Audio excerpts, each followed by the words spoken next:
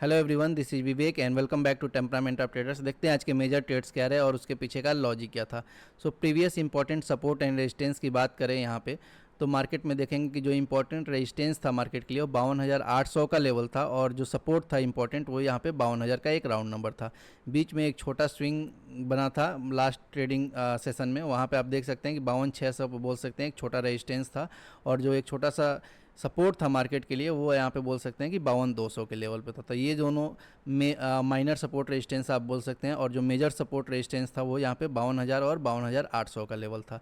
So market आज इसी बीच open हुआ और जैसे ही मार्केट एक मिड रेंज में ओपन हो जाता है किसी भी स्विंग के, वहाँ पे मैंने ऑलरेडी मेंशन किया हुआ है कि सेलर्स के लिए काफ़ी आसान हो जाता है और हमें अवॉइड करना चाहिए ऐसे दिन ज़्यादा ट्रेडिंग करने के लिए, या फिर हमें अपना पोजीशन साइजिंग ऐसा रखना चाहिए कि इन केस अगर रिवर्सल्स भी आते हैं तो वहाँ हमारे लॉसेस कम हो। ये मैंने ऑलरेडी मेंशन किया हुआ है कि काफ़ी आसान हो जाता है यहाँ सेलर्स के लिए ऐसे मार्केट। और ऑप्शन बाइंग में वो अपॉर्चुनिटी नहीं मिलती है। कई बार ऐसा छोटे कैंडल से या फिर प्राइस एक्शन दिखाता है मार्केट, बट वो बार बार रिवर्स होने की वजह से हमारे लॉसेस हो जाते हैं, क्योंकि मार्केट उनके कंफर्ट जोन में खुल गया है कि आपके पास ऊपर भी 200-300 पॉइंट मार्जिन है और नीचे भी 200-300 पॉइंट मार्जिन है, तो वहाँ सेलर्स के लिए काफ़ी आसानी हो जाती है। तो ऐसे मार्केट में हमेशा अपना पोजीशन साइजिंग सही रखिए या फिर अवॉइड करिए ऐसे दिन ट्रेड लेने के लिए। आप देखेंगे इनिशियली मार्केट ओपन हुआ और यहाँ पे एक सपोर्ट क्रिएट किया फिर से 52,200 के आसपास ही, जो प्रीवियस एक छोटा सा सपोर्ट क्रिएटेड था मार्केट के लिए। मार्केट यहाँ पे एक अच्छा कैंडल तो बनाया। अब बहुत सारे लोगों को ये डाउट है कि जैसे एक बड़ा कैंडल बना तो वो समझते हैं कि यहाँ पे मोमेंटम आया। मैं हमेशा मेंशन किया हूँ ये चीज़ और आज फिर से क्लियर कर रहा हूँ कि जो मेरा मेथड है वो ये नहीं है कि बिग बार जैसा कुछ है कि बड़ा कैंडल बन गया वहाँ मैंने एंट्री ले लिया। आप समझिए चीज़ों को, मैंने ऑलरेडी मेंशन किया हुआ है कि मैं पहले सपोर्ट एंड रेजिस्टेंस ड्रॉ करता हूँ और फिर देखता हूँ कि उस सपोर्ट रेजिस्टेंस के आसपास मार्केट कैसा बिहेव कर रहा है और वहाँ पे कुछ ऐसा मोमेंटम क्रिएट कर रहा है मार्केट, देन वहाँ पे ट्रेड लेता हूँ। ना कि कहीं भी मार्केट यहाँ पे कोई कैंडल बना दिया तो वहाँ पे मैं ट्रेड ले लेता हूँ। इन केस अगर लेता भी हूँ, अगर अच्छा मोमेंटम प्रीमियम पे दिख गया तब भी मेरा क्वांटिटी यहाँ पे बहुत छोटा रहता है, ताकि मेरे जो लॉसेस या प्रॉफिट रहें यहाँ पे छोटे रहें और मैनेजेबल रहें। लेकिन ऐसा नहीं होगा कि यहाँ पे मैं अपने फुल क्वांटिटी में जाएगा। हाँ, अगर कोई मेजर सपोर्ट या रेजिस्टेंस ब्रेक डाउन होता है बड़े एक मोमेंटम से, देन वहाँ पे मैं रिस्क लेना पसंद करता हूँ। तो इस चीज़ से कन्फ्यूज मत होइए कि बिग बार जैसा कोई स्ट्रेटजी, ऐसा मेरा कोई स्ट्रेटजी नहीं है। मैं ऑलरेडी मेंशन किया हूँ कि मैं ज़्यादातर सपोर्ट रेजिस्टेंस पे रिलाई करता हूँ और वहाँ पे ऑब्जर्व करता हूँ मार्केट कैसा बिहेव कर रहा है। तो यहाँ पे मैंने आज कोई ट्रेड नहीं लिया था इस पूरे जोन में, क्योंकि मैंने ऑलरेडी ये मेंशन किया हुआ था कि जब भी मार्केट ऐसे छोटे रेंज में ट्रेवल करता है तो हमें थोड़ा अवॉइड करना चाहिए ट्रेड लेने के लिए, अदरवाइज जो हमारा पिछला प्रॉफिट है वो भी इरोड होने लगता है। तो ऐसे केसेस में हमें थोड़ा अवॉइड करना चाहिए। सपोज यहाँ पे बहुत एक अच्छा कैंडल बना था पुट साइड और शार्पली यहाँ पे रिवर्स हुआ। अब बहुत सारे लोग यहाँ पे एंट्री भी लिए होंगे, हो सकता है कि जो ये सपोर्ट था यहाँ पे ब्रेक कर रहा था और एंट्री लिए होंगे।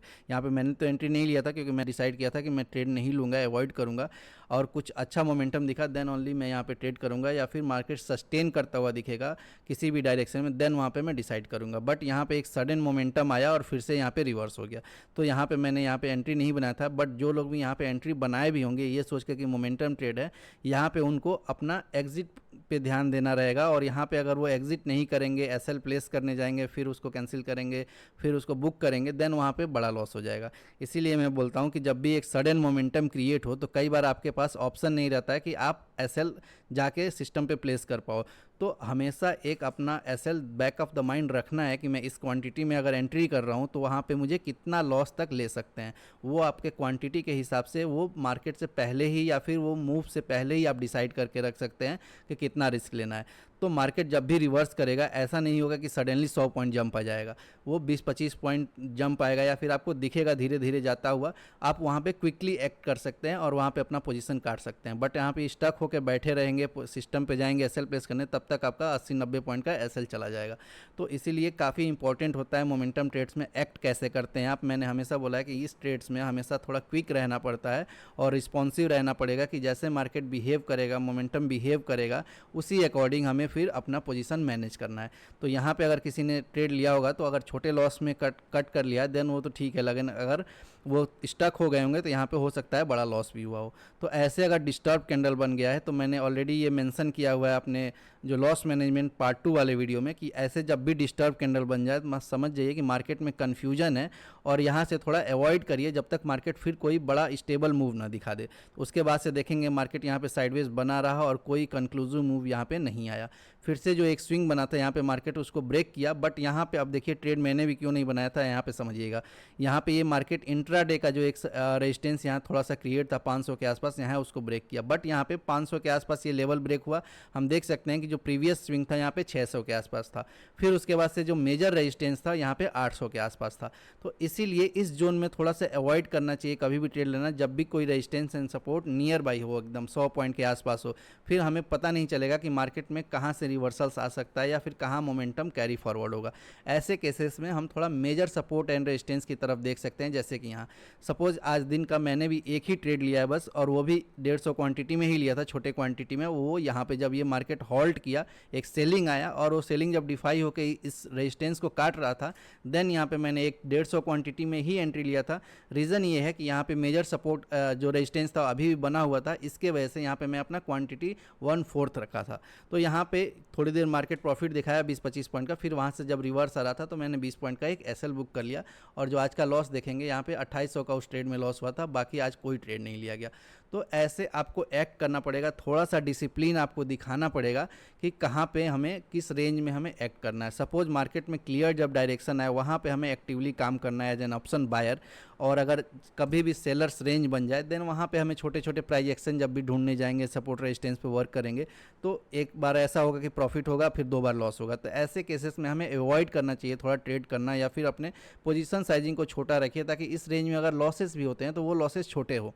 अगर ये इस रेंज में अगर आप छोटे लॉसेस करेंगे, जब भी ये रेंज ब्रेक होगा वहाँ पे हमें एक अच्छा मोमेंटम मिलेगा, तो हमारे लॉसेस कवर भी हो जाएंगे और सरप्लस प्रॉफिट भी होगा। इस माइंडसेट से आप ट्रेड कीजिए ताकि आप ओवरऑल प्रॉफिटेबल रह पाओ। ये नहीं है कि दिन खुला है तो हमें ट्रेड लेना ही है, कहीं ना कहीं हमें मेजर ट्रेड लेना ही है। आप हमेशा सपोर्ट एंड रेजिस्टेंस जब ड्रॉ रखेंगे तो क्लियर रहेगी आपकी चीज़ें, और इसीलिए मैं बोलता हूँ कि हमेशा 5 मिनट पहले 10 मिनट पहले इतना ही टाइम देंगे, तब भी आपको पता चल जाएगा कि कहाँ सपोर्ट रेजिस्टेंस ड्रॉ करना है। उसको देख के ही, केवल सपोर्ट रेजिस्टेंस ड्रॉ करके आप देखेंगे मार्केट को कि वहाँ कैसे मार्केट बिहेव कर रहा है, तो आपको समझ में आ जाएगा। इन बिटवीन अगर 200-300 पॉइंट का रेंज है, वहाँ हमेशा डिफ़िकल्टी होता है ऑप्शन बायर को, और वो सेलर्स जोन बन जाता है और वहाँ हमें अवॉइड करना चाहिए ट्रेड लेने के लिए। तो सपोर्ट एंड रेजिस्टेंस पे हम सेपरेटली भी एक वीडियो बना देंगे अगर आपका डिमांड रहेगा तो, और उस पर देखेंगे क्या इंपॉर्टेंट सपोर्ट रहता है, क्या इंपॉर्टेंट रेजिस्टेंस रहता है, कैसे डिसाइड करेंगे कौन सा स्विंग इंपॉर्टेंट है और कौन सा मेजर सपोर्ट रेजिस्टेंस है। ये सब पे हम डिटेल में एक कोशिश करेंगे एक वीडियो बनाने का, और उसमें एक लर्निंग पार्ट रहेगा कि कहाँ फिर मार्केट एक्ट करता है, वो हमें समझ में आएगा कैसे। तो वो चीज़ हम सेपरेटली देखेंगे, बट अभी के लिए आप देखते रहिए। जब भी मार्केट एक पर्टिकुलरली साइडवेज रेंज में जब चलता है तो हमें थोड़ा ऑप्शन बाइंग में डिफ़िकल्टी आएगा, और आप वेट करिए और मेजर सपोर्ट रेजिस्टेंस पे वर्क करिए ताकि छोटे जो रेंजेस बने हुए हैं उसमें लॉसेस कम हो। सो आई होप ये वीडियो आपको अच्छा लगा। वीडियो अच्छा लगा तो please like the video, channel पर नए तो please subscribe the channel. Thank you.